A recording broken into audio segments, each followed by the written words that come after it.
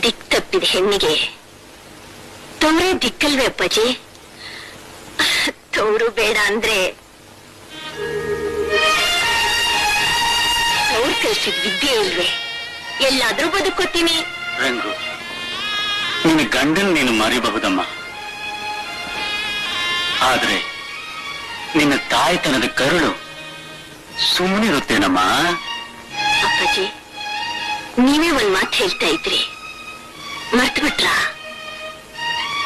ಸಾಮಾನ್ಯರಿಂದ ಸಹಿಸೋಕಾಗದೇ ಇರೋ ದುಃಖನ ಮರೆತು ನಗನಗ್ತಾ ಇರೋದಕ್ಕೆ ಕಲಾವಿದರಿಂದ ಮಾತ್ರ ಸಾಧ್ಯ ಅಂತ.